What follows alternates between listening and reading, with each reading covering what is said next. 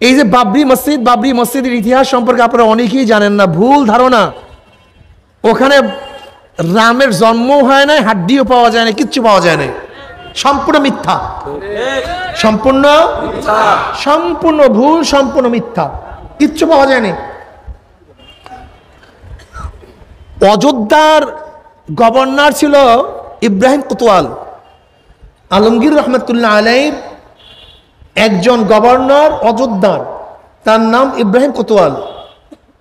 সে ইব্রাহিম কোতোয়াল শকুন্তলা নামে এক মেয়ের আশেক হইছে, খুবই সুন্দরী, খুবই আকর্ষণীয়, কিন্তু মেয়েটা হিন্দু।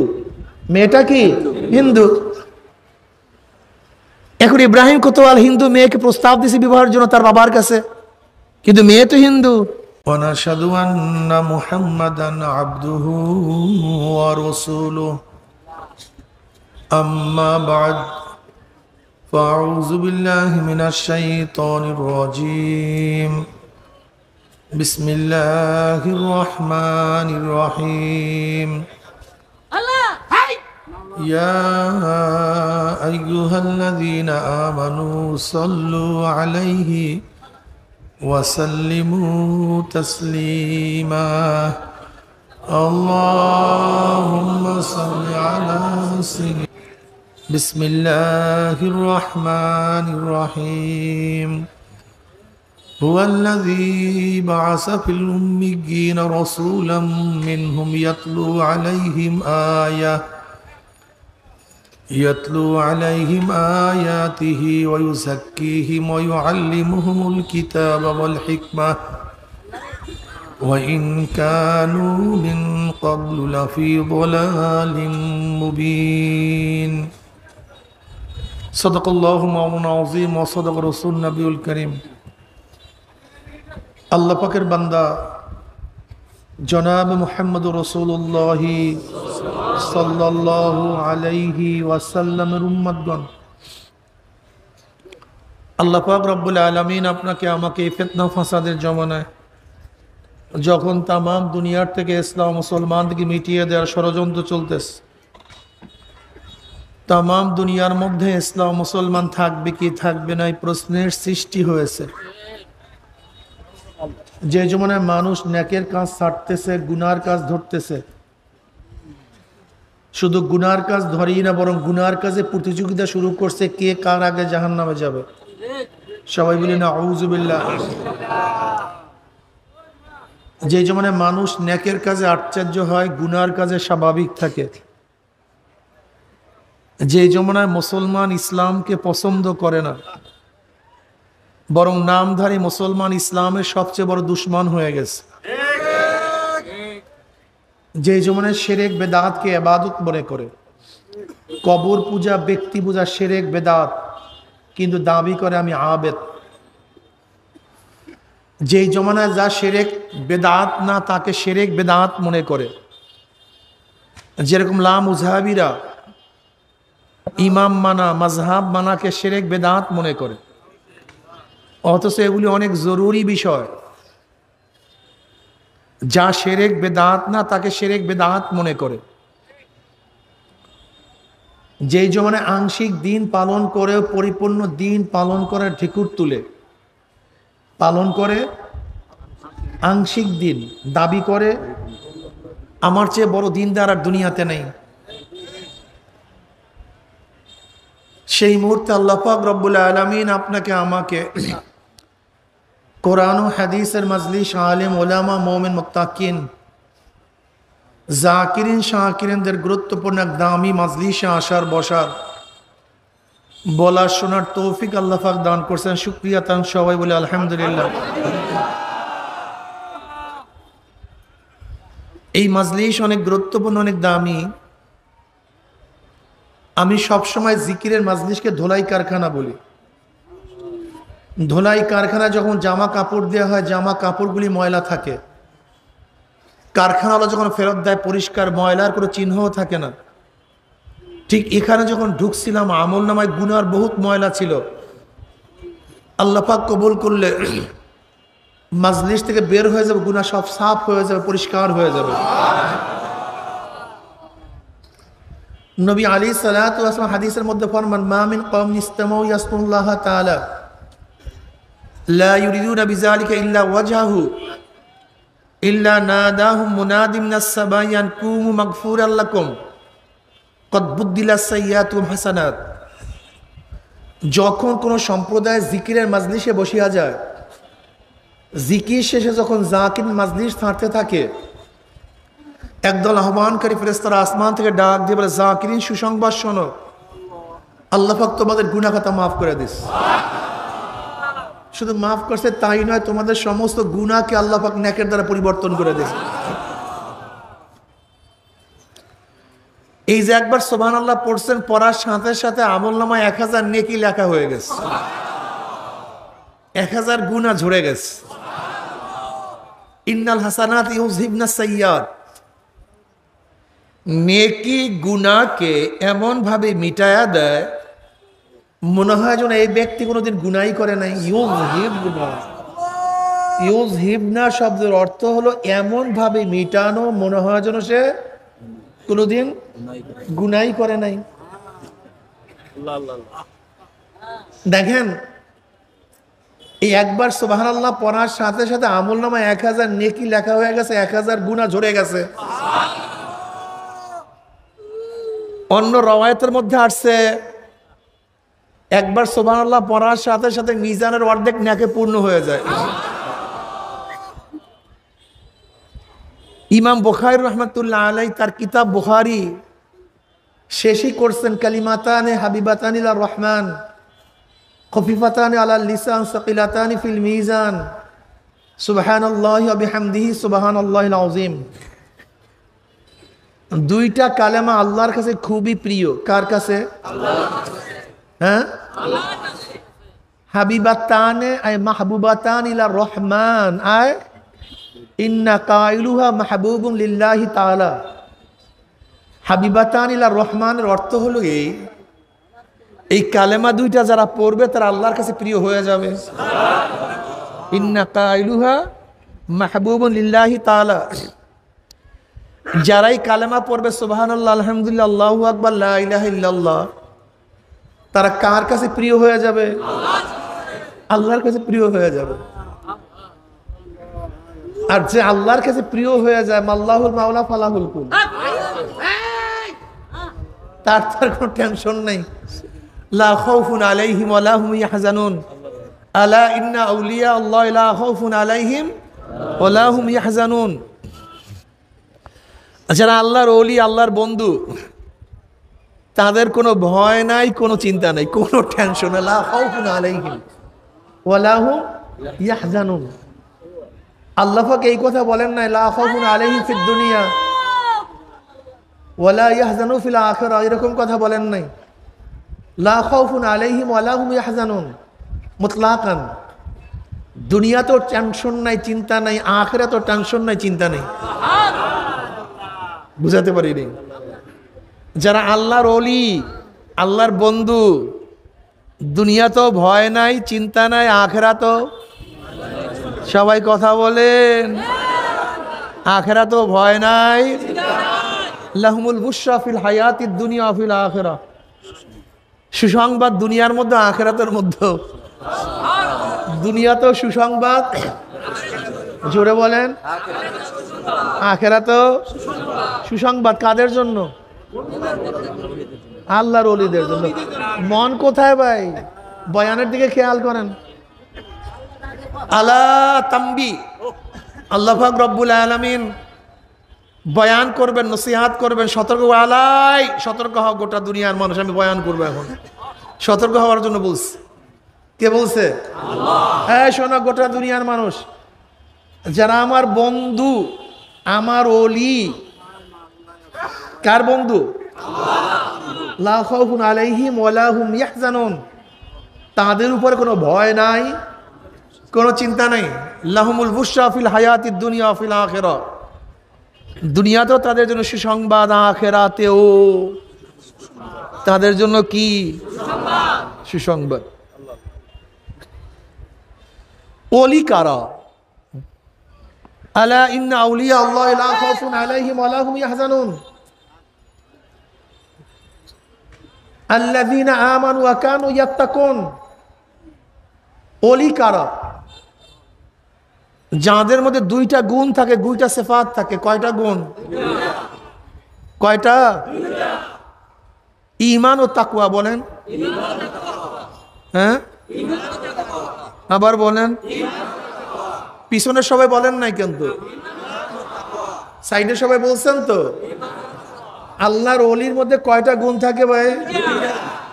ঈমান ও এই দুইটা গুণ যার মধ্যে থাকবে, হ্যাঁ, যদি রিকশাওয়ালার মধ্যে থাকে সে আল্লাহর ওলি না। কথা বলে না কেন? ঠেলাওয়ালার মধ্যে থাকলে, কামারের মধ্যে, কুমারের মধ্যে, গরিবের মধ্যে, এই গরিব, যারা গরিব, একটু দরিদ্র অবস্থায় আছেন, আপনারা চিন্তিত কেন? এত পেরেশান কেন? আপনি কি জানেন গরিবের মর্যাদা কি? নবী আলাইহিস সালাতু ওয়াস সালাম ফরমান, মাওলা হে, তুমি আমাকে দুনিয়ার মধ্যে গরিবের সাথে রাখিও, গরিবের সাথে মৃত্যু দিও, গরিবের সাথে হাসর নাসর করিও। কিয়ামতের ময়দানে গরিবদের মর্যাদা দেখিয়া বড়লোকরা আফসোস করবে, আরে আমি দুনিয়াতে ধনী হইলাম কেন, আমি যদি গরিব হইতাম। আফসোস করবে। আপনি কি জানেন আপনি কি পরিমাণের গরিব? আপনার চেয়ে নবীগণ, সাহাবারা অনেক অনেক বেশি গরিব ছিল, অনেক অনেক বেশি। এই এখানে যেই পরিমাণের গরিব আছেন, ফাতেমা রাদিয়াল্লাহু তাআলা আনহার চেয়ে বেশি গরিব একজন এখানে নেই। আলীউল মুর্তজা রাদিয়াল্লাহু তাআলা আনহু ফরমান, হে গোটা দুনিয়ার মানুষ, সরদার দো আলম জনাব মুহাম্মদ রাসূলুল্লাহ সাল্লাল্লাহু আলাইহি ওয়াসাল্লামের কলিজার টুকরা ফাতেমার ঘটনা শুনো। কার ঘটনা? সে তো পানির মস্ক টানতে টানতে কাঁধের মধ্যে রশির দাগ পলাইয়া ফেলাইছে। এরকম কাঁধের মধ্যে পানির মস্ক টানতে টানতে কাঁধের মধ্যে রশির দাগ পড়িয়া গেছে। আজকে কতজন মহিলা পাবেন যারা পানির মস্ক টানতে টানতে কাঁধের মধ্যে দাগ পড়ছে? আলী রাদিয়াল্লাহু তাআলা আনহু ফরমান, শোনো, আল্লাহ নবীর কলিজার টুকরা ফাতেমা আটার চাক্কি ঘুরাতে ঘুরাতে তার হাতের মধ্যে দাগ পড়িয়া গেছে। কতজন মহিলা আছেন এখানে দাগ পড়ছে? আলী রাদিয়াল্লাহু ফরমান, সরদার দো আলম আলাইহিস সালাতু ওয়াস সালামের কলিজার টুকরা ফাতেমার এবং আমার বিছানা শুধু একটা ছিল, তাও একটা বকরির চামড়া। বিছানাটা কি? বকরির চামড়ার বিছানা। ওই বিছানার মধ্যে আমি এবং ফাতেমা ঘুমাইতাম, এবং ওই চামড়ার মধ্যে দিনের বেলা পশুদেরকে খাদ্য দিতাম। একজন গরিব আছেন এখানে? একজনও নেই, একজনও নেই। আম্মাজান আয়েশা সিদ্দিকা রাদিয়াল্লাহু তাআলা আনহা ফরমান, নবী আলাইহিস সালাতু ওয়াস সালামের ঘরের মধ্যে কখনো কখনো 3 দিন পর্যন্ত আগুন জ্বলে নাই। আছেন একজনও বাংলাদেশে? আমাকে দেখান একজন গরিব বাংলাদেশে বর্তমানে, একজন গরিব দেখান যার চুলার মধ্যে 3 দিন পর্যন্ত আগুন জ্বলে না, এরকম একজন গরিব আমাকে বের করে দেন। তা কিসের গরিব আপনি? হ্যাঁ, আবু হুরায়রা রাদিয়াল্লাহু তাআলা আনহু ফরমান, ক্ষুধার যন্ত্রণায় মসজিদ থেকে বাহিরে নামলাম, রাস্তায় দাঁড়ায় গেলাম, সালাম দেয়া শুরু করলাম, মানুষ আমার চেহারার দিকে তাকাবে, আমার ক্ষুধার অবস্থা দেখবে, আমাকে দাওয়াত দিবে, তার ঘরে গিয়ে কিছু খাদ্য খাবো, এর জন্য মসজিদের রাস্তায় দাঁড়ায় গেছে। ওমর ইবনে খাত্তাব রাদিয়াল্লাহু তাআলা বের হইছেন, আমি তাকে সালাম দিলাম, তিনি সালামের জবাব দিলেন। আমি তাকে মাসআলা জিজ্ঞাসা করছি, মাসআলা জানার জন্য জিজ্ঞাসা করি নাই, মাসআলা জিজ্ঞাসা করার উদ্দেশ্য ছিল আমার সাথে সে কথা বলবে, কথোপকথনের মধ্যে সে আমার চেহারার দিকে তাকাবে, আমার অবস্থা লক্ষ্য করবে, আমার ক্ষুধার্ত অবস্থা জানবে, সে আমাকে দাওয়াত দিবে, তার ঘরে যাব, কিছু খাবো, এই আশায় মাসালা জিজ্ঞাসা করতেছি। কিন্তু ওমর ইবনে খাত্তাব রাদিয়াল্লাহু তাআলা আনহু মাসালার জবাব দিছেন, চলে গেছেন, আমাকে দাওয়াত দেন নাই। আমি বুঝতে পারছি তার ঘরের মধ্যে আমাকে খাওয়াবার মতো কিচ্ছু নেই। এরপরে আবু বকর সিদ্দিক রাদিয়াল্লাহু তাআলা আনহু বের হয়েছেন। আমি তাকে সালাম দিলাম, তিনি সালামের জবাব দিলেন। একই উদ্দেশ্যে মাসালা জিজ্ঞাসা করছি, কিন্তু তিনি আমার মাসালার জবাব দিছেন, চলে গেছেন, আমাকে দাওয়াত দেন নাই। আমি বুঝতে পারছি তার ঘরের মধ্যে আমাকে খাওয়াবার মতো কিছু নাই। এরপরে সরদার দু আলম জনাব মুহাম্মদ রাসূলুল্লাহ সাল্লাল্লাহু আলাইহি ওয়াসাল্লাম আসছেন। আমি তাকে সালাম দিছি। সালাম দেওয়ার সাথে সাথে নবী আলাইহিস সালাতু ওয়াস সালাম ঘরের মধ্যে আওয়াজ দিছে, এই খাওয়াবার মতো কিছু আছে কি ঘরের মধ্যে? ঘরের থেকে জবাব আসছে, এক পেয়ালা দুধ হাদিয়া হিসেবে আসছে। ওই এক পেয়ালা দুধ ব্যতীত অন্য কোনো কিছু ঘরের মধ্যে খাদ্য নাই। নবী আলাইহিস সালাতু ওয়াস সালাম আবু হুরায়রা রাদিয়াল্লাহু তাআলাকে বললেন, আবু হুরায়রা যাও, আহলুস সুফফা সবাইকে দাওয়াত দাও, আজকে সবাই আমার ঘরে দাওয়াত। আবু হুরায়রা রাদিয়াল্লাহু তাআলা চিন্তা করলেন, মাত্র এক পেয়ালা দুধ, আহলুস সুফফার সদস্য প্রায় 70-এর উপরে, মাত্র এক পেয়ালা দুধ, এই এক পেয়ালা দুধের মাধ্যমে সবাইকে আপ্যায়ন করবে কিভাবে? অথচ মাত্র এক পেয়ালা দুধ। জনাবে মুহাম্মদ রাসূলুল্লাহ সাল্লাল্লাহু আলাইহি ওয়াসাল্লাম আমাকে দাওয়াত দেওয়ার জন্য বলছেন, আর যখন সবাই আসবে বন্টনের দায়িত্ব তো আমাকেই দিবে। তখন যেই ক্ষুধার্ত আমি, সেই ক্ষুধার্ত, আমার অবস্থা তো খারাপ। কিন্তু নবীর হুকুম পালন না করিয়া কোনো উপায় নেই। আমি সবাইকে দাওয়াত দিছি, আহলুস সুফফা সবাই খুশি, সংখ্যা প্রায় 70-এর উপরে। আর আহলুস সুফফার সাহাবীদের অবস্থা এরকম, পূর্ণাঙ্গ 2টা কাপড় কাউর ছিল না, পূর্ণাঙ্গ 2টা কাপড় কাউর ছিল না। জনাবে মুহাম্মদ রাসূলুল্লাহ সাল্লাল্লাহু আলাইহি ওয়াসাল্লামের দরবার পড়ে থাকতেন। নবী আলাইহিস সালাতু ওয়াস সালামের কাছে হাদিয়া আসতো, সেই হাদিয়া দিয়েই আহলুস সুফফার সমস্ত সদস্যদেরকে খাওয়া দাওয়া, ভরণ পোষণের ব্যবস্থা করতেন।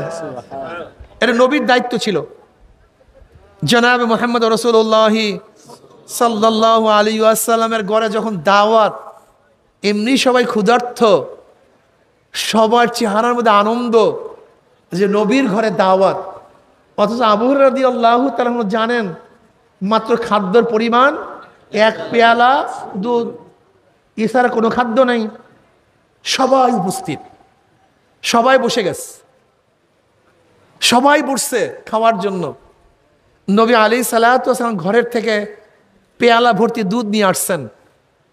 এবার আবু হুরায়রা রাদিয়াল্লাহু তাআলা আনহুর কাছে সেই দুধের পেয়ালা দিছেন, বলেন, আবু হুরায়রা সবাইকে বন্টন করো, সবাইকে দুধ খাওয়াও। আবু হুরায়রা রাদিয়াল্লাহু বললেন, আমি দুধের পেয়ালা এক সাহাবীর কাছে নিয়ে গেছি,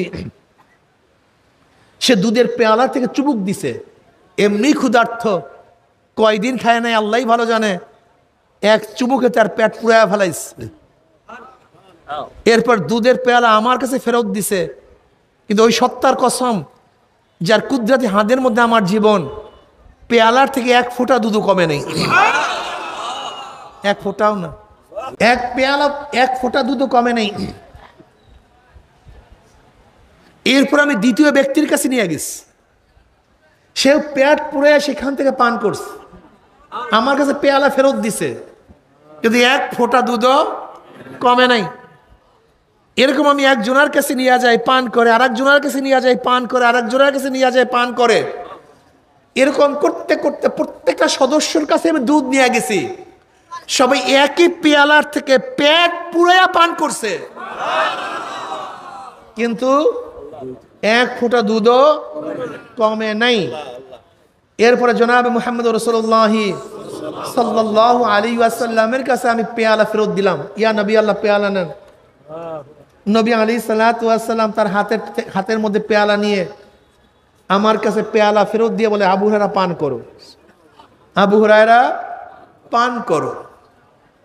এমনি ক্ষুধার্ত, এমন ভাবে পান করছে গোটা পেট ফুলাইয়া ফেলাইছে। আমি নবী আলাইহিস সালাতু ওয়াস সালামের কাছে দুধের পেয়ালা ফেরত দিলাম। নবী বললেন, আবু হুরায়রা আবারও পান করো। আমি বললাম, ইয়া নবী আল্লাহ, পেটে তো জায়গা নেই। বললেন, আবারও পান করো। আবারও আমি আবার দ্বিতীয়বার পান করলাম, পেয়ালা ফেরত দিলাম। নবী আলাইহিস সালাতু ওয়াস সালাম বললেন, আবু হুরায়রা না, আবারও পান করো। বুখারীর মধ্যে রওয়ায়াত আছে, আবু হুরায়রা রাদিয়াল্লাহু তাআলা বলেন, আমি দুধ পান করতে করতে আমার পেট উঁচা হয়ে গেছে, কিন্তু দুধ কমে নাই। এরপর আমি পান করার পরে নবী আলাইহিস সালাতু ওয়াস সালামের কাছে দুধের পেয়ালা ফেরত দিলাম। এরপর নবী আলাইহিস সালাতু ওয়াস সালাম দুধ পান করলেন। এত ক্ষুধার্ত একজন লোক কি বাংলাদেশে থাকে? আমাকে বলেন তো, তাহলে কিসের গরিব আপনারা? কিসের গরিব? হ্যাঁ, বলতে পারেন বড় লোকদের তুলনায় আমি গরিব, হাজার কোটি টাকার মালিকের তুলনায় আমি গরিব না। কিন্তু সাহাবায়ে কেরাম রিদওয়ানুল্লাহি তাআলা আজমাইন যেই পরিমাণে গরিব ছিলেন, আমি চ্যালেঞ্জ দিলাম, বাংলাদেশে সেই পরিমাণে গরিব একটাও নেই। অথচ তারা আল্লাহকে এক মুহূর্তের জন্য ভুলতেন না, আর আপনি আমি প্রতিদিন মাওলাকে ভুলিয়া যাই।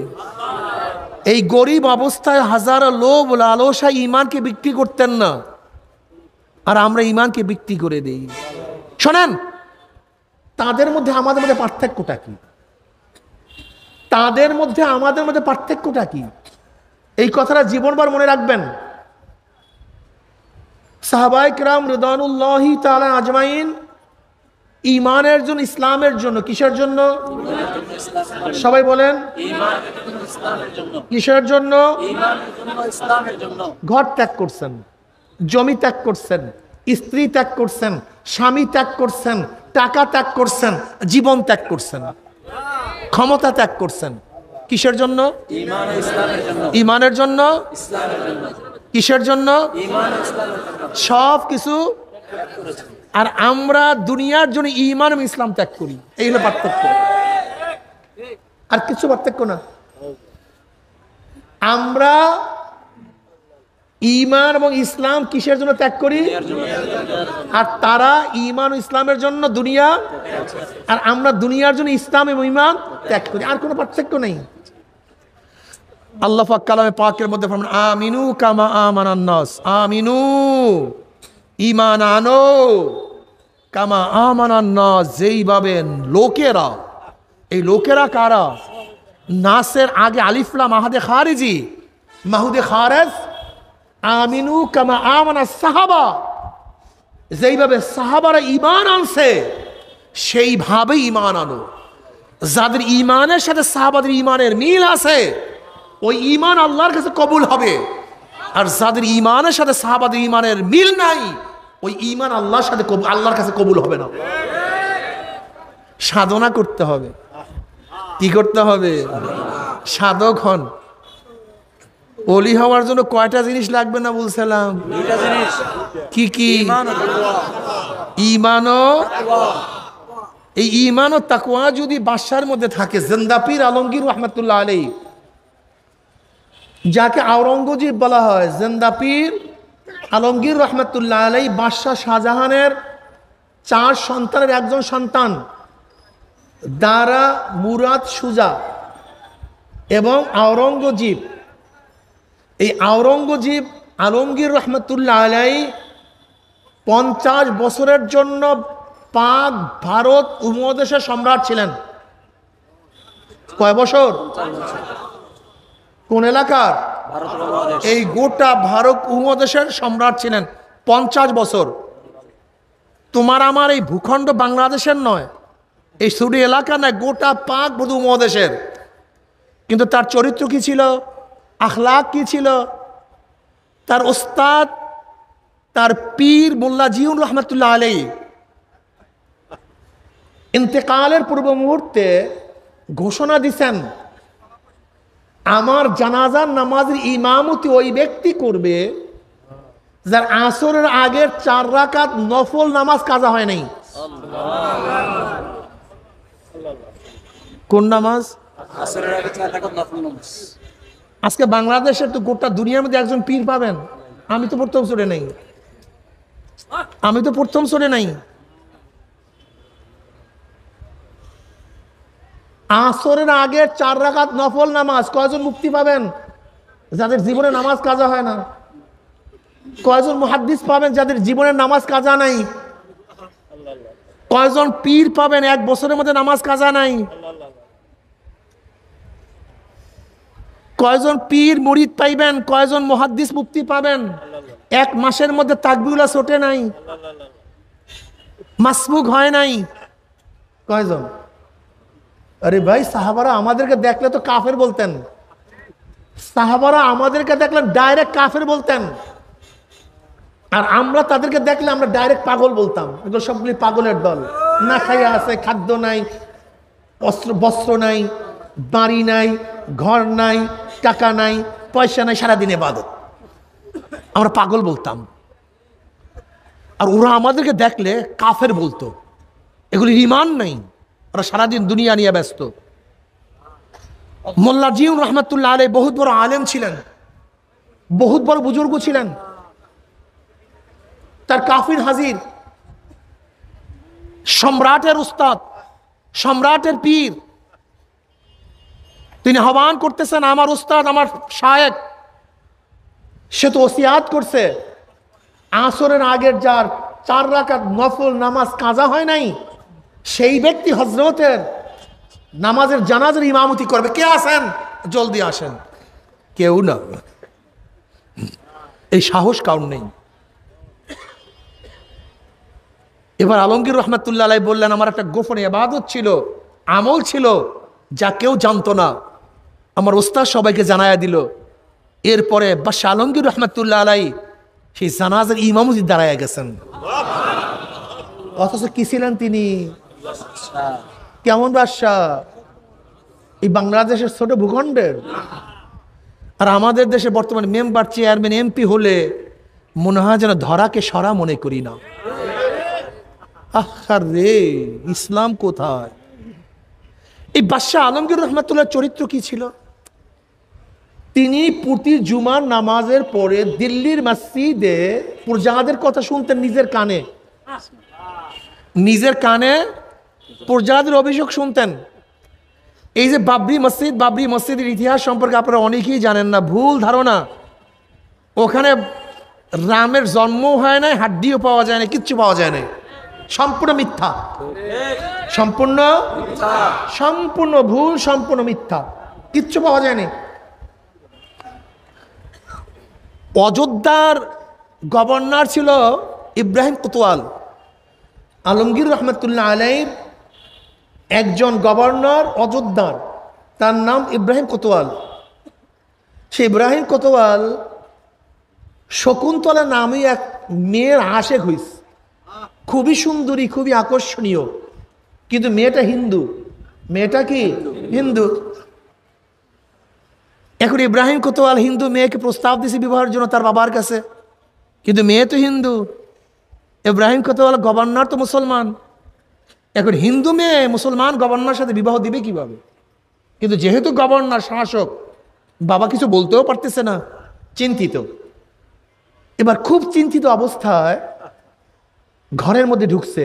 শকুন্তলা খুবই সুন্দরী, খুবই সুশীলী, খুবই আকর্ষণীয়, খুবই মেধাবী। সে বাবার চেহারা দেখে বুঝতে পারছে বাবাই খুবই চিন্তিত। শকুন্তলা বলতেছে, বাবা কি হয়েছে, আপনি চিন্তিত কেন? কি চিন্তা করতেছেন? বলে, মা তোমার কাছে বইলে লাভটা কি? বলে, বলুন না কি হয়েছে। তোমার কাছে বইলে লাভটা কি? বাবা মার কাছে, মেয়ের কাছে বলতে পারতেছে না, মেয়ে দুঃখ পাবে, কষ্ট পাবে এর জন্য। বলে, বলুন না কি হয়েছে। বলে, মা এই এলাকার গভর্নর তো তোমার বিবাহের প্রস্তাব দিছে, কিন্তু আমি তার সাথে তোমাকে বিবাহ দেব কিভাবে? শকুন্তলা বলছে, কোনো টেনশন করবেন না, আমি ব্যবস্থা নিতে আসি, আপনি চুপ থাকেন। আমার জন্য একটা তেজরফতা ঘোড়া নিয়ে আসেন এবং পুরুষের পোশাক নিয়ে আসেন। কিসের পোশাক? পুরুষের পোশাক নিয়ে আসেন। শকুন্তলা জানতো বাদশাহ আলমগীর রহমাতুল্লাহ আলাই প্রতিদিন জুমার পরে সমস্ত জনগণের অভিযোগ শুনেন, সবাই কাতারে দাঁড়ায়া যায় আর এই হযরত আলমগীর রহমাতুল্লাহ মাঝখান থেকে হাঁটেন, অভিযোগ শুনেন। এবার শকুন্তলাও পুরুষের পোশাক পরে নিকাব লাগায়া সেই পুরুষের কাতারের মধ্যে দাঁড়ায় গেছে। আলমগীর রহমতুল্লাহ আলী অভিযোগ শোনেন। যখন শকুন্তলার কাছে আসছে, তিনি চেহারার দিকে তাকাই বুঝতে পারছেন এটা পুরুষ না, এটা মহিলা। এটা কি? এটা পুরুষ না, এটা মহিলা। তিনি চক্ষুকে নিচের দিকে নিলেন, পকেটের থেকে রুমাল বের করলেন, হাতের মধ্যে লাগাইলেন। এবার শকুন্তলার থেকে চিঠি গ্রহণ করলেন। পইরেই দেখতেছেন সমস্ত ঘটনা। ইব্রাহিম কোতোয়াল তাকে প্রস্তাব দিছে, হিন্দুর মেয়ে কিভাবে বিবাহ বসবে। আলমগীর রহমতুল্লাহ আলাইহি সবাই অভিযোগ শোনার পরে ঘোড়ার উপরে চড়ে অযোধ্যার দিকে রওনা করছেন। সেখানে দৌড় গিয়া সাক্ষী প্রমাণের ভিত্তিতে প্রমাণিত হয়েছে ঘটনা সত্য। আলমগীর রহমতুল্লাহ আলাইহি ঘোষণা দিলেন, যেহেতু মুসলমান গভর্নর, সে ইনসাফ ঠিক রাখতে পারে নাই, জুলুম করছে, ওকে হত্যা করে দাও। ঘোড়ার পিছনে বেঁধে, হাতির সাথে বেঁধে কারবার শেষ করছে। এরপর শকুন্তলার বাসায় গিয়ে আলমগীর রহমতুল্লাহ আলাইহি এক গ্লাস পানি পান করছেন, আমাকে এক গ্লাস পানি দাও। জায়নামাজ বিছাইছেন, 2 রাকাত শুকরান নামাজ পড়ছেন। শকুন্তলার বাবা বলতেছেন, আপনি এত পিপাসা কেন? আপনার জিব্রা, আপনার সমস্ত জিনিস শুকায় গেছে কেন? বলে, আমি ওয়াদা করছি, শপথ করছিলাম তোমার মেয়ের চিঠি পড়ার পরে যতক্ষণ পর্যন্ত বিচার করতে না পারবো ততক্ষণ পর্যন্ত এক ঢোক পানিও আমি পান করব না। আমি বিচার করছি, তারপর পানি পান করলাম। নামাজ পড়লেন কেন? শুকরান, আমি একটা ভালো বিচার করতে পারছি এর জন্য। তখন শকুন্তলার বাবা বলছে, যেই স্থানে আপনি সেজদা করছেন আজীবন আপনার জাতি এখানে সেজদা করবে, কাজে সমস্ত জমি আমি মসজিদের জন্য ওয়াকফ করে দিলাম। সেই জায়গাটি আলমগীর রহমতুল্লাহ আলাইহি বাবরি মসজিদ করছেন বাদশাহ বাবরের নামে, যে প্রথম মুঘল সম্রাটের গোড়াপত্তন করছেন। ন্যায়পরায়ণ বাদশাহ ছিল বাদশাহ বাবর, সেই তো মুঘলদের প্রথম বাদশাহ। তার ছেলে হুমায়ুন, হুমায়ুনের ছেলে আকবর, আকবরের ছেলে শাহজাহান, শাহজাহানের ছেলে আলমগীর। দেখেন, একজন বাদশাহ হওয়ার পরেও জনগণের কথার কিভাবে গুরুত্ব দিতেন, তা একজন মহিলা। আর আজকে আমাদের শাসকদের অবস্থা কি কি অবস্থা বলেন তো? কোথায় মুসলমানের চরিত্র আর কোথায় আমাদের চরিত্র? ওমর ইবনে খাত্তাব রাদিয়াল্লাহু তাআলা অর্ধজাহানের বাদশা। কত জাহানের ভাই?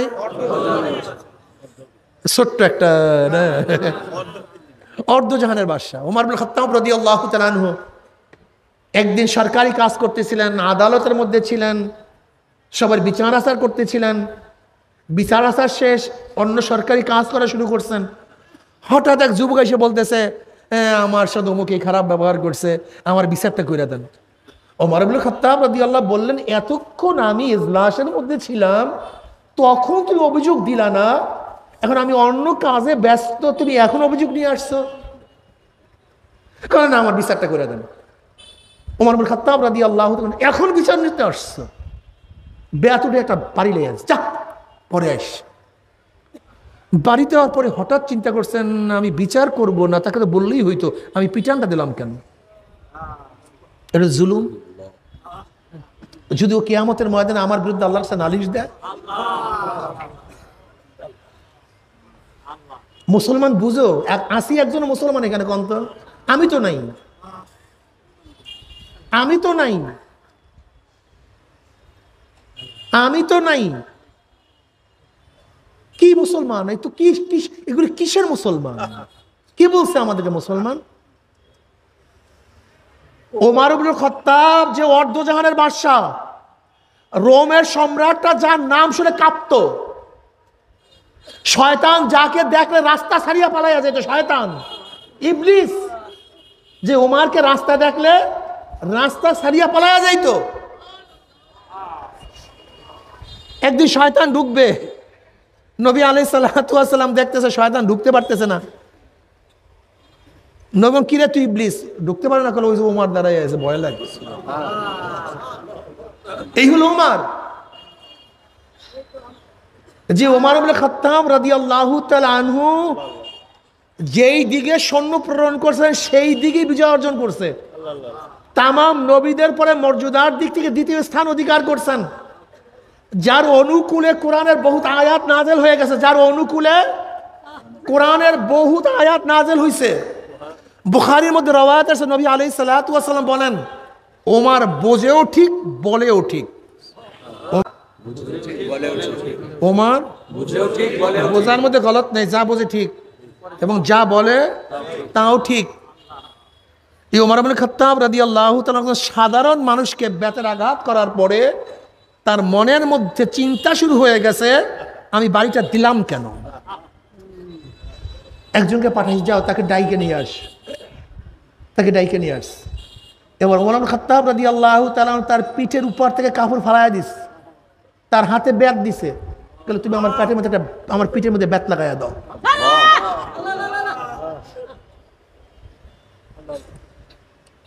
আসি একজন মুসলমান কন্ত, আমি তো দেখি না। দেখেন আগেকার জমানার মুসলমানদেরকে দেখা মানুষ ইসলাম গ্রহণ করত, আর আমাদেরকে দেখা মানুষ ইসলাম থেকে ভাগে। এগুলি যদি মুসলমান হয় তাই ইসলামের দরকার নেই, এইগুলি যদি মুসলমান হয় তাই সেই ইসলামের মধ্যে দরকার নেই। অথচ তারা সম্রাট কিন্তু আল্লাহর ওলি, আল্লাহর কাছে যখন যা বলতেন আল্লাহ পাক তাই কবুল করতেন। এই উমার কে? নীল নদীর মধ্যে জোয়ার হয় না, গভর্নর বলছে এখানে রসম হলো এই যে একজন সুন্দরী মেয়েকে জবাই দিবে, নদীর মধ্যে রক্ত দিবে, তারপর জোয়ার হবে। কিন্তু এটা মুসলমানের জন্য তো সম্ভব না, শিরক। কিন্তু যদি পানিও না আসে গোটা বিশ্বরের মানুষ মারা যাবে, খাদ্য নাই, বাঁচবে কিভাবে? চিঠি লিখছেন ওমর ইবনে খাত্তাব রাদিয়াল্লাহু তাআলার কাছে। ওমর ইবনে খাত্তাব রাদিয়াল্লাহু তাআলা পানির কাছে চিঠি লিখছে, পানি যদি আল্লাহর হুকুমে জারি হও জারি হও, আর আল্লাহর হুকুমে যদি জারি না হও তো জারি হওয়ার প্রয়োজন নেই। চিঠি পানির মধ্যে ফেকতে দেরি, জোয়ার হইতে দেরি হয় নাই। কি বুঝলেন? একদিন মদিনার মধ্যে ভূমিকম্প, ওমর ব্যাট দিয়া বাড়ি মারছে মাটির মধ্যে, থাম মাটি, অমনি ভূমিকম্প শেষ। সারিয়া রাদিয়াল্লাহু তাআলা আনহু সিরিয়ার মধ্যে যুদ্ধ করতেছিলেন, ওমর ইবনে খাত্তাব রাদিয়াল্লাহু মদিনার মধ্যে খুতবা দিতেছিলেন। ওইদিকে মদিনার মিম্বার থেকে আওয়াজ, ইয়া সারিয়াতুল জাবাল, ইয়া সারিয়াতুল জাবাল, আই উনজুর ইলাল জাবাল, এ সারিয়া পাহাড়ের দিকে তাকাও, এ সারিয়া পাহাড়ের দিকে তাকাও, ইয়া সারিয়াতুল জাবাল। মানুষ চিন্তা করতেছে কি কয় উমর ইবনে খাত্তাব, আগের বয়ান পরের বয়ান, মাঝখানে সারিয়াতুল জাবাল। ওদিকে সারিয়া রাদিয়াল্লাহু তাআলা যুদ্ধের মধ্যে ছিলেন, তিনি আমিরুল মুমিনিনের আওয়াজ পান, ইয়া সারিয়াতুল জাবাল। তিনি চিন্তা করেন কোথায় আমিরুল মুমিনিন, সে তো মদিনা, আমি সিরিয়ায়। তিনি ভ্রুক্ষেপ করলেন না, আবারও যুদ্ধের মধ্যে লিপ্ত। হঠাৎ আবারও আওয়াজ, ইয়া সারিয়াতুল জাবাল। আবার ফিরলেন, ঘটনা কি, ঘটনা কি? দেখেন কিছু না। আবারও যুদ্ধের মধ্যে মনোনিবেশ করলেন, যুদ্ধ শুরু হয়ে গেছে। আবারও তৃতীয়বার ডাক, ইয়া সারিয়াতুল জাবাল। এবার ওমর ইবনে খাত্তাব রাদিয়াল্লাহু আওয়াজ পাওয়ার পরে সারিয়া রাদিয়াল্লাহু বললেন, ঘটনা কি? একদল সৈন্য পাঠাইছে, দেখো তো পাহাড়ের উপরে কি। পাহাড়ের উপরে গিয়া দেখে যে তাদের শত্রুরা পাহাড়ের দিক থেকে আক্রমণ করার জন্য আসতেছে। যদি ওই মুহূর্তে আমিরুল মুমিনিনের আওয়াজ না পাইতো তাহলে একজনও যুদ্ধের ময়দান থেকে বাঁচতে পারতো না। সবাই, মদিনার মানুষ আশ্চর্য, সারিয়া রাদিয়াল্লাহু তাআলা কাফেলা আশ্চর্য, সবাই অপেক্ষা আছে সারিয়া আসুক। সারিয়া রাদিয়াল্লাহু তাআলা যখন যুদ্ধ ক্ষেত্র শেষ করে বিজয় ভেসে মদিনার মধ্যে প্রবেশ করতেছিলেন, সাহাবারা দৌড়ে গেছেন, ভাই সারিয়া অমুক টাইম অমুক দিন জুমার সময় আমিরুল মুমিনিনের কোনো আওয়াজ পাইছো? হ্যাঁ ভাই, তো সেও তো আশ্চর্য, ঘটনা কি? হ্যাঁ আওয়াজ পাইছি। কি আওয়াজ পাইছো? বলে আমি যুদ্ধের মধ্যে ছিলাম, হঠাৎ আমিরুল মুমিনিন বলছে ইয়া সারিয়াতুল জাবাল। তা আমি চিন্তা করলাম আমিরুল মুমিনিন কোথা থেকে আমাকে ইশারা করবে, আওয়াজ দিবে। আমি ভ্রুক্ষেপ করিনি, আবারও আওয়াজ, ভ্রুক্ষেপ করিনি, আবারও আওয়াজ। আমি পাহাড়ের উপরে সৈন্যদল প্রেরণ করলাম, তারা দেখতেছে ওদিক থেকে শূন্য, আমার দেশ শত্রু শূন্য আক্রমণ করার জন্য আসতেছে। আল্লাহর কসম, ওই দিন যদি আমিরুল মুমিনের আওয়াজ না পাইতাম তাহলে একজন মুসলমান আজকে বাঁচতে পারতাম না। ও ওমর ইবনে খাত্তাব আওয়াজ দেয় মদিনায়, বাতাস পুছায়া দেয় সিরিয়ায়। কি বুঝলেন? আল্লাহর ওলি। এরা কি? অথচ বাদশা আল্লাহর ওলি। আপনি কি জানেন দিল্লির জামে মসজিদ কার নির্দেশে হয়েছে? বাদশাহ শাহজাহান একটা মসজিদ স্বপ্ন দেখছে, মনের মধ্যে এরাদা করছে এই ডিজাইন একটা মসজিদ করবে, ভুলে গেছে। আর্কিটেক্ট ইঞ্জিনিয়ার ডাকছে, আর্কিটেক্ট ইঞ্জিনিয়ার আসো, আমি একটা মসজিদ স্বপ্নে দেখছি, সেই অনুযায়ী মসজিদ করবো। বলে ডিজাইন বলেন, বলে ভুলে গেছি। বলে আমি কিভাবে বলবো? যদি আপনি ডিজাইন বলতে না পারেন তাহলে আমি কিভাবে ডিজাইন করব? বলে ভুলে গেছি তো, বলবো কিভাবে? বলে আমার কাজ না, আধ্যাত্মিক লোকের, আধ্যাত্মিক লাইনের লোক ডাকেন, এটা তারা পারবে। ওই জমানার সবচেয়ে বড় বুজুর্গ ডাকছেন কে? বাদশাহ শাহজাহান। দিল্লির জামে মসজিদ করছেন বাদশাহ শাহজাহান, ডাকস। আল্লাহর ওলিরা তো তাদের কারামতকে গোপন করে, আর আমরা খালি কারামত না থাকলেও প্রকাশ করি। বুজুর্গ বলছে আমি তো বুজুর্গ না ভাই, বাদশাহ নামদার আমি তো বুজুর্গ না। বল কে বুজুর্গ? বলে আপনার বাবসখানায় যে বাবরসে সে আমার সে বড় বুজুর্গ, আপনার তাকে ডাকেন। মনে আছে তো আল্লামা রুমি রহমতুল্লাহ আলাইহির কবিতা, কার তাকে? ওই কামারের আতুরের বাড়িতে কবিতা, কবিতা কামার টানটুন টানটুন বাড়ি মারত, আর তার থেকে অজরে কবিতা বের হইত। ওই কামার আল্লাহর ওলি ছিল, দুইজন বন্ধু, অথচ কামার কিন্তু বন্ধু কার? আল্লামা রুমি। ওই জমানার সবচেয়ে বড় আলেম, সবচেয়ে বড় বুজুর্গ, কিন্তু তার বন্ধু একজন কামার। কি মজা রে, কি মজা। এবার বাবুর থেকে ডাকছে, বলে মসজিদের নকশা করে দাও। বলে আমি তো বড় বুজুর্গ না। বলে কে? বলে আপনার মেয়াতর, আমার সে বড় বুজুর্গ, তাকে ডাকেন। কে ভাই? এবার মেয়াতরকে ডাকা হয়েছে।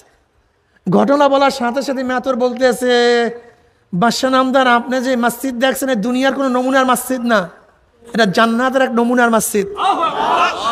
আপনি অপেক্ষা করেন, আমি ডিজাইন করে নিয়ে আসতেছি, এটা অপেক্ষা করুন। এরপরে সেই মেয়াতর কাগজের মধ্যে নকশা করে নিয়ে আসছে। বাদশাহ শাহজাহান দেখার পরে বলছে আল্লাহর কসম, আমি স্বপ্নের মধ্যে এই ডিজাইনের মসজিদই দেখছি। আজকে দিল্লির জামে মসজিদের নকশাকারক একজন মেয়াতর, অথচ আল্লাহর ওলি। কয় জিনিস না? দুই জিনিস। কি জানি বললেন তো? ঈমানও যদি মেয়াতরের মধ্যে থাকে, কামারের মধ্যে, চামারের মধ্যে, বাদশার মধ্যে, কি কি? তাকওয়া কি জিনিস? ওয়ালাহু সালাসু মারাতিব, তাকওয়ার তিনটা স্তর আছে।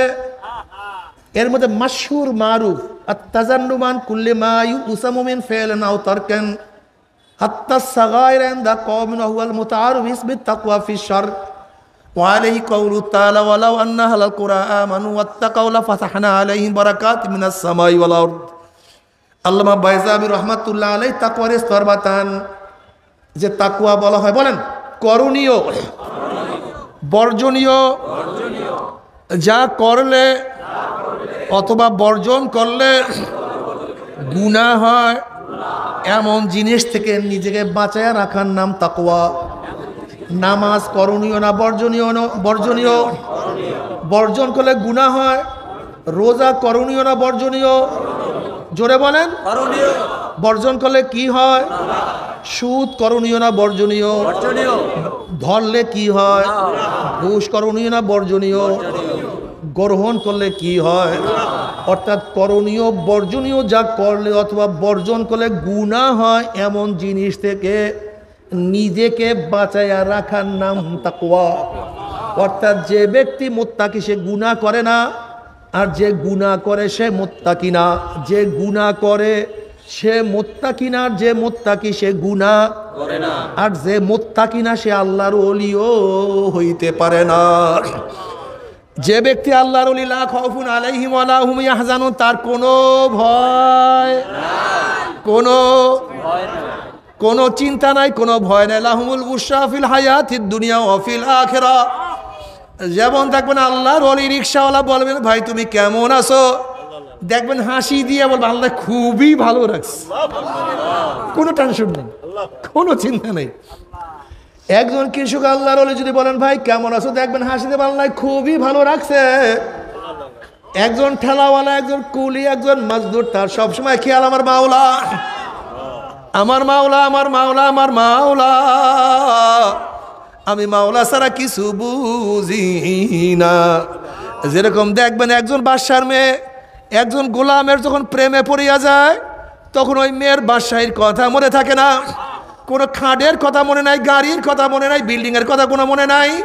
সারাদিন প্রেমাস্পদ, আমার প্রেমাস্পদ, আমার অমুক, আমার অমুক, আমার তমুক।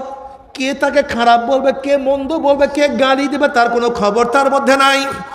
আবার যখন বাদশার ছেলে কোনো বান্দির প্রেমের মধ্যে পড়িয়া যায়, সে বান্দির সাথে বিবাহ করবে, তার লজ্জা, তার শরম, তার ইজ্জত থাকবে না, তার বাবার সম্মান থাকবে না, এরকম কোনো চিন্তা সেই ছেলের মধ্যে নাই। তার সব সময় চিন্তা আমার মাশুকা, আমার মাহবুবা কোথায়।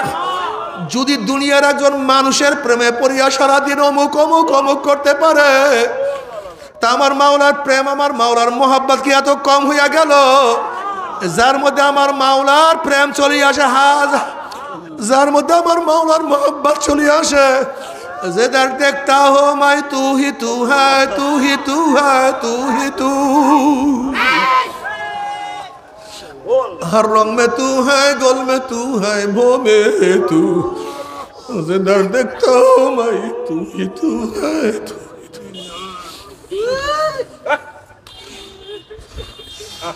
যেদিকে থেকে আমার মাওলা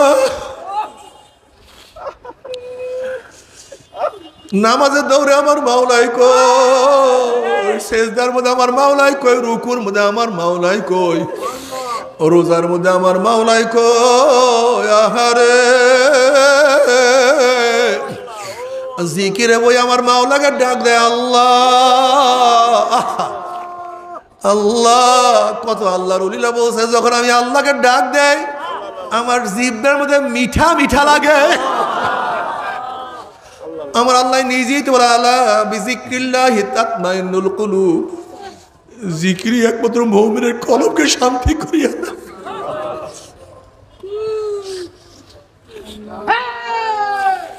জিক্রুল মুহাব্বতি ইয়া মাওলায়া ইয়াসকারানি ওয়া হাল রাআইতা মুহিব্বান গায়রা সাকরানি। জিক্রুল মুহাব্বতি ইয়া মাওলায়া ইয়াসকারানি ওয়া হাল রাআইতা মুহিব্বান গায়রা সাকরানি। মাওলা তোমার জিকির আমাকে পাগল করিয়া দিয়েছে, তোমার মহাব্বত আমাকে বেহুশ বানাইয়া ফেলাইছে। আর তুমি দেখবা যার মধ্যে মাওলার, যার মধ্যে ইশক এবং মহব্বত চলে আসে, তাকে তো পাগল পাগল ছাড়া দেখবা না। ওয়াহাল রাআইতা মুহিব্বান গায়রা সাকরান, কোন আশিক মাতাল হওয়া ছাড়া আশিক হইতে পারে না।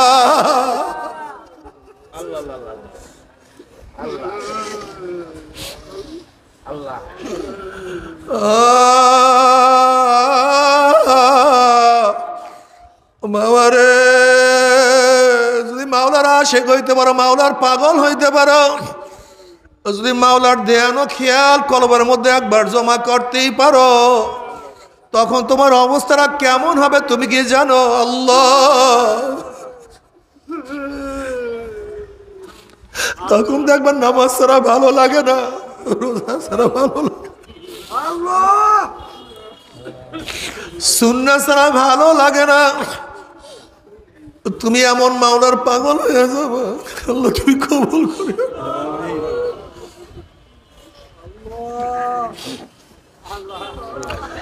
এ আমার যুবক বাবারা, আমার মুরব্বী ভাই, যুবক বাবারা, তোমরা কেন মাওলার পাগল হবে না? ঈসা আলাইহিস সালাতু ওয়াস সালাম এক বস্তির নিকট থেকে রওনা করলেন। এক যুবক ঈসা আলাইহিস সালাতু ওয়াস সালাম দেখিয়ে চিনিয়া ফলাইছে এই জমানার নবী ঈসা। যুবক বলছেন, নবী ঈসা আপনি মাওলার কাছে দোয়া করেন, মাওলা যেন আমাকে এক অণু পরিমাণ মোহাব্বত দান করে। ঈসা আলাইহিস সালাতু ওয়াস সালাম বললেন, তুমি এক অণু পরিমাণ মাওলার মোহাব্বত সহ্য করতে পারবা না। এবার যুবক বলতেছে, তাহলে মাওলার কাছে দোয়া করেন, মাওলা যেন আমাকে অর্ধ অণু পরিমাণ মোহাব্বত দান করে। নবী ঈসা আলাইহিস সালাতু ওয়াস সালাম আল্লাহর কাছে দোয়া করলেন, মাওলা হে তুমি এই যুবককে তোমার অর্ধ পরিমাণ মোহাব্বত দান করো। এই দোয়া করিয়া ঈসা আলাইহিস সালাতু ওয়াস সালাম সেখান থেকে চলিয়া গেলেন। অনেক দিন পরে সেই বস্তির কাছ থেকে যাওয়ার সময় ঈসা আলাইহিস সালাতু ওয়াস সালামের মনের মধ্যে আগ্রহ সৃষ্টি হয়েছে যে এই যুবকের জন্য মাওলা পাকের অর্ধ অণু মোহাব্বত দোয়া করছিলাম, সেই যুবকের অবস্থাটাকে আমি তার সাথে মোলাকাত করতে চাই। গ্রামের সবার কাছে জিজ্ঞাসা করছে সেই যুবকটা কই। গ্রামের সবাই বলো সেই যুবক তো অনেক আগেই ঘর ছাড়িয়া চলিয়া গেছে, কোথায় আছে জানি না। অনেক খোঁজাখুঁজি করার পরেও পায় না। এবার মাওলার কাছে দোয়া করলে, মাওলা হে আমি সেই যুবকটার সাথে সাক্ষাৎ করতে চাই। আল্লাহ পাক বলেন, যাও অমুক পাহাড়ের মধ্যে সেই যুবক আছে। ঈসা আলাইহিস সালাতু ওয়াস সালাম সেই পাহাড়ে গিয়া দেখলেন যুবক একটা পাথরের উপরে দাঁড়ায়া।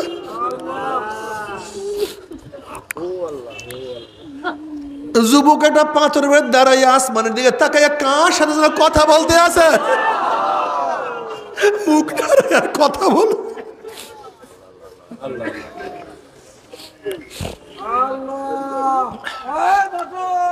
ঈসা আলাইহিস সালাতু ওয়াস সালাম, আসসালামু আলাইকুম আমি ঈসা, আসসালামু আলাইকুম আমি ঈসা। কিন্তু যুবক তার সালামের কোনো জবাব নিলেন না। আবারও যুবককে সালাম দিছে, আসসালামু আলাইকুম আমি ঈসা। যুবক কোনো সালামের জবাব দিলেন না। যুবক তার কাজেই ব্যস্ত, সে যেন কার সাথে কথা বলতে আছে কোনো হুঁশ নাই। এবার আবারও সালাম দিছে, আসসালামু আলাইকুম আমি ঈসা। এবার আমার মাওলার ডাক দিয়া বলে, ও ঈসা, যার কলবের মধ্যে আমার অর্ধ পরিমাণ মোহাব্বত ঢুকছে সে আমি বাহিরে অন্য কাউকে চিনতে পারে না, অন্য কাউর পরিচয় তার মধ্যে जिधर देखता हो भाई तू ही तू है, तू ही तू है, तू ही तू। এ আমার যুবক বাবারা, কত যুবকরা আমার মাওলার পাগল। ও মুরব্বী বাবারা, কত মুরব্বী আমার মাওলার পাগল। তুমি কেন মাওলার পাগল হবে না? এ আমার মা বোনেরা, তুমি কি দেখো না কত মহিলার আমার মাওলার পাগল।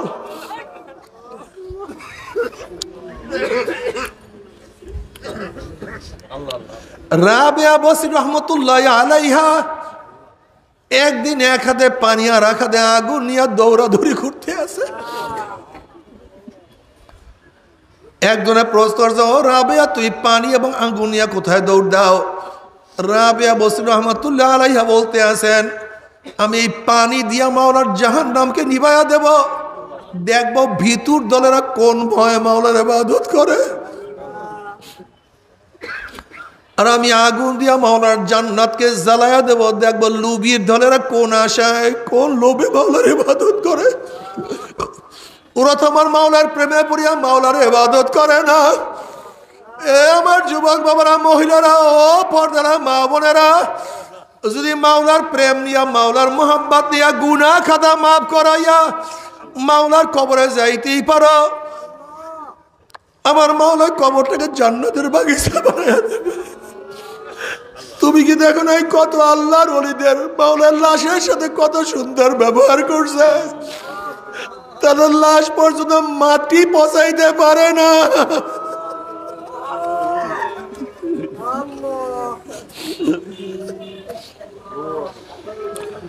এমনকি যেই কাপড় তার শরীরের সাথে লাগা সেই কাপড় পচে না। বাবারে, দুনিয়া কয়দিন পাগলামি করবো রে বাবা। যদি মাওলাকে নিয়ে কবরে যাইতে পরে কবরটা জান্নাতের বাগিচা হয়ে যাবে। মাওলাকে নিয়ে কিয়ামতের ময়দানে উঠতে পারো, আমার মাওলা নিজের ডাকি আরো নিচে জায়গা করিয়া দিবে আল্লাহ। তারা শুধু নূরের মধ্যে দৌড়াই পাবে, নূরুম ইয়াসা বাইনা আইদিহিম ওয়া বিআইমানিহিম, তাদের ডাইনে নূর, বামে নূর, সামনে নূর, পিছনে নূর, নূরের মধ্যে দৌড়াইবার বলে মাওলাই কই, আমার মাওলাই কই আল্লাহ আল্লাহ ও আল্লাহ। أما من أوتي كتابه بيمينه فيقول هاؤم اقرءوا كتابيه إني ظننت أني ملاق حسابيه فهو في عيشة راضية في جنة عالية قطوفها دانية كلوا واشربوا هنيئا بما أسلفتم في الأيام الخالية। আমল নামা ডাইন হাতে পুরিয়া যাবে, চেহারা নূরে আলোকিত হয়ে যাবে। وإن منكم إلا واردها كان على ربك حتما مقضيا ثم ننزل الذين اتقوا ونذر الظالمين فيها جثيا। 30,000 বছরের পুরসরাত 1 সেকেন্ডের মধ্যে পানি দিয়ে আমার মাওলার জান্নাতে চলিয়া যাবে। আল্লাহ কবুল করিয়া নাও। জান্নাতের মধ্যে মাওলার দিদারের মধ্যে মত্ত হইয়া থাকবে। আল্লাহ কবুল করিয়া নাও। কি যে মজা! মাওলার তরফ থেকে সালামুন কাওলাম মির রাব্বির রহিম, শুধু শান্তি আর শান্তি আর শান্তি। আল্লাহ কবুল করিয়া নিও, তোমার ওলি হিসেবে কবুল করিয়া। কিন্তু আমার বেনমাজি বাবারও, যুবক বাবারও, পর্দালা মা বোনেরা, আল্লাহ না করুক, আল্লাহ না করুক, আল্লাহ না করুক, যদি তওবা না করিয়া মাওলার কবরে যাও, কবর তো আর কবর থাকবে না। কোন নাফরমানের কবরের দুই পাশের মাটি এত জোরে চাপ মারবে, চাপের সরে এক পাঁজরে হাঁটি আর এক পাঁজরে লাগাইয়া ফেলাইবা। আল্লাহ সবাইকে মাফ করিয়া দাও। কোন নাফরমানের কবরটা একটা জাহান্নামের কুয়া হইয়া যাবে। আল্লাহ তুই আমাদের সবাইকে মাফ করিয়া দাও, সবাইকে ক্ষমা করিয়া দাও। বাবারে আযাবুল কবরে হক, কোন কবরে আযাব সত্য কোনো সন্দেহ নাই। এমন কোন হাদিসের কিতাব নাই যে হাদিসের কিতাবের কবরের আযাবের বয়ান নাই রে বাবা। আমার দাদা জান রহমাতুল্লাহ আলাইহি তার কিতাবের মধ্যে সত্য কত ঘটনা নিয়ে আসছেন। দাদা জান রহমাতুল্লাহ তার কিতাবের মধ্যে একটা ঘটনা বয়ান করে। তার বেয়াই আব্দুল কাদের ফরাজি সাহেব দাদাজানকে বলতেছে, হুজুর বেয়াই সাহেব একটা আজীব ঘটনা শুনেন। ঢাকার ম্যাক্স ফ্যাক্টরি মালিক, বহুত বড় লোক, সারাদিন টাকা পয়সা নিয়ে ব্যস্ত থাকলেন, নামাজ রোজার কাছেও যাইতো না। সেই ব্যক্তি মারা যাওয়ার পরে তাকে দাফন কাফন করে আমরা সবাই চলে আসলাম। তার বড় ছেলে বলতে আছে, আমার 1000 টাকার একটা চেক পড়িয়া গেছে, এই মাত্র দাপন করলাম, চেকটাকে নষ্ট করিয়া কি লাভ। আমরা সবাই পরামর্শ করিয়া যখন তার কবর ওর থেকে মাটি উঠানো শুরু করলাম, হঠাৎ দেখি কবরের মধ্য থেকে ধোঁয়া বাহির হওয়া শুরু হয়ে গেছে। আমরা বললাম এগুলি কিছু না, মনে হয় যেন গ্যাস ফরম করছে বা অন্য কিছু হয়েছে। বিয়া হিসাব যখন আস্তে আস্তে বাঁশ উঠাইলাম, ধোঁয়া পরিষ্কার হয়ে গেছে। যখন লাশের দিকে তাকাইলাম তখন দেখি লাশের জিভটা টানিয়া না বিছানার উপরে ঝুলাইয়া ফেলাইছে, হাত পা ভাঙিয়া গতিতে করিয়া ফেলাইছে। আগুনের চাপে চেহারাটা পুড়িয়া শুয়ারের চেহারার মতো হয়ে গেছে। এই অবস্থা দেখি আমরা চিল্লাতে বেহুশ হইয়া পড়িয়া গেছে।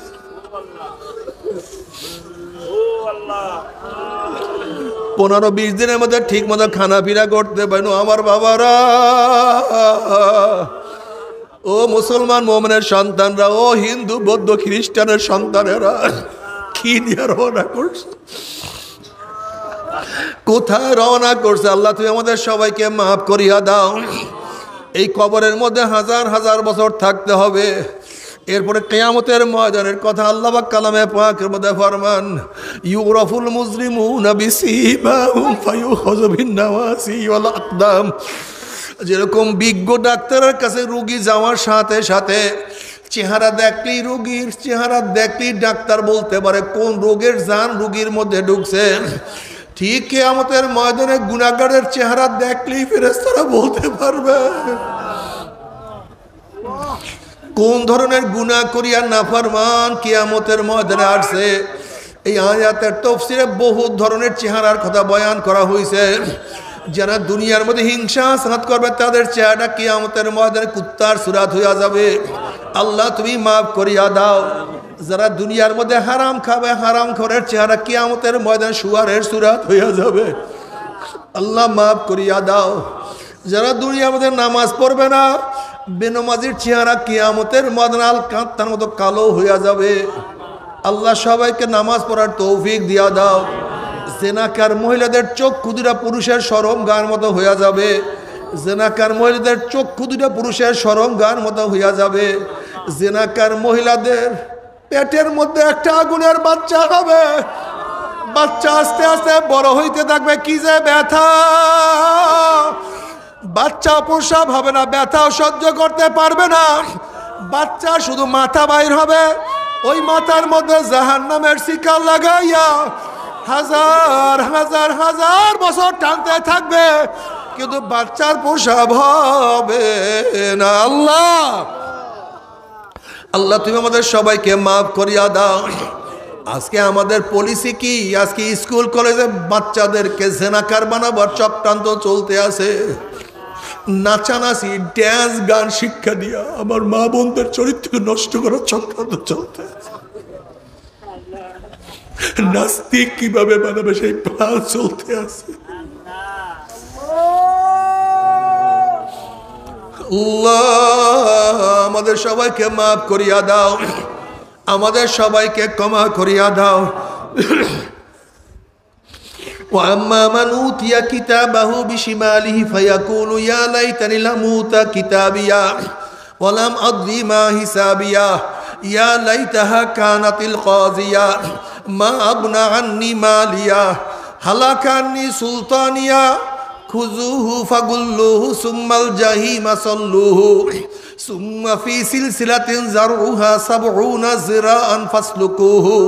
যাদের আমলনামা বাম হাতে পড়িয়া যাবে, বাম হাতটা সিনা ফারিয়া পিছনে চলিয়া যাবে, বলবে আফসোস যে আমি আমার আমলনামা না পাইতাম, এত নামাজ কাজার গুনাহ, এত রোজা ছাড়ার গুনাহ, এত বেপর্দা সেনার গুনাহ, এত সুদ ঘুষের গুনাহ, এত মিথ্যা তোহমাতের গুনাহ যদি আমি আমার আমলনামা না পাইতাম, যদি কিয়ামতের ময়দানে হিসাবের সম্মুখীন আমাকে না হওয়া হইতো, যদি কবর আমার শেষ ঠিকানা হইয়া যাইতো, কোথায় আমার মাল, কোথায় আমার জমি, কোথায় আমার টাকা, কোথায় আমার পয়সা, কোথায় আমার ক্ষমতা, কোথায় আমার চেয়ারম্যানি, কোথায় আমার এমপিগিরি, কোথায় আমার মিনিস্টারগিরি, কোথায় আমার পীরগিরি, কোথায় আমার সভাপতি সেক্রেটারিগিরি, ক্ষমতা তো কোনোই কাজে লাগলো না। নাফরমান আফসোস করবে, হাত চাবাইতে থাকবে। আল্লাহ পাক বলবে খুজুহু ফাগুল্লুহু, এই ফেরেশতার নাফরমানকে ধর, ওকে শিকল দিয়া বান্ধিয়া ফেলো। এই কথা বলার সাথে সাথে একদল ফেরেশতারা 70 গজ আগুনের শিকল দিয়া নাফরমানকে প্যাঁচ দিয়া ফেলাইবেন। এরপরে যেরকম কুকুরের পার মধ্যে শিকল লাগাইয়া রশি লাগাইয়া টানতে টানতে কুয়ার মধ্যে ফেলাইয়া দেয়, এইভাবে জাহান্নামের হাত পার মধ্যে জাহান্নামের শিকল লাগাইয়া টানতে টানতে মিনওয়ার জাহান্নাম ধাম ধাম করে জাহান্নামের মধ্যে নিক্ষেপ করতে থাকবে। যখন জাহান্নামের মধ্যে নিক্ষেপ করে 70 বছর পর্যন্ত, 1 বছর 2 বছর 5 বছর 10 বছর নয়, 70 বছর পর্যন্ত জাহান্নামে যাইতেই থাকবে, যাইতেই থাকবে, যাইতেই থাকবে। আল্লাহ তুমি আমাদের সবাইকে মাফ করিয়া দাও। তবে মুমিন মুসলমান বলতে সবাইরই মনে চায় গুনার থেকে ফিরিয়া নেক আমল করিয়া মাওলার জান্নাত, কিন্তু সবাইরই যাইতে মনে চায়। গুনাহ নিয়ে মাওলার জাহান্নামে কাউরি কিন্তু যাইতে মনে চায় না। কিন্তু কেনই বা আমরা নেক আমল করতে পারি না, কেনই বা গুনার কাম ছাড়তে পারি না? এর মূল কারণ হলো আপনার এবং আমার পিছনে নফস এবং শয়তান লাগিয়া রইছে। এই নফস এবং শয়তান থেকে ফেরার জন্য যে কোনো একজন হক্কানি আল্লাহর ওলির হাতে হাত দিতে হবে রে বাবা। খবরদার, বর্তমান জমানায় পীর মুরিদের মে ভেজাল, ব্যবসা, দলাদলি, হিংসা, হাসাদে পরিণত হয়ে গেছে। সমস্ত আল্লাহর ওলির একমত, যেই পীরের 5 জন মুরিদের মধ্যে কম পক্ষে 3 জনকে দেখবেন আলহামদুলিল্লাহ সুন্নাত মাফিক আমল আখলাক মজবুত হইয়া যাইতে আছে, গুনার কাম ছাড়তে আছে, নেকের আমল ধরতে আছে, কলব নরম হইয়া চোখে পানি আসতে আছে। বিরিক্ষতর নাম কি, ফলে পরিচয়। আমি চরমোনাই বুঝি না, চরমনের দাওয়াত প্রশংসা প্রচার প্রসার করার জন্য আসি রে বাবা। চরমনায় যাওয়ার তোমার কোনো দরকার নাই, কোনো দরকার নাই, কোনো দরকার নাই। তুমি যার কাছে গিয়া পারো গুনার কাম ছাড়ো, নেকের আমল ধরো, কলব নরম করিয়া চোখে পানি নিয়া মাওলার কবরে যাইও। যেরকম দুনিয়ার ঘরে আগুন লাগলে পানি ছাড়া নিবানো যায় না, ঠিক তদ্রুপ তোমার এবং আমার গুনার দ্বারা যেই জাহান্নামের আগুন জ্বলিয়া রয়েছে, চোখের পানি ও সারা কিন্তু জাহান্নামের আগুন নিবানো সম্ভব না। কাজী বাবা, আমার জন্য দোয়া চাই, আমিও দোয়া করি। সবাই সবার জন্য প্রাণ খুলিয়া দোয়া করো, যেন কিয়ামতের ময়দানে গলাগুলি বাঁধিয়া মাওলা একসাথে জান্নাতে যাওয়ার তৌফিক দিয়া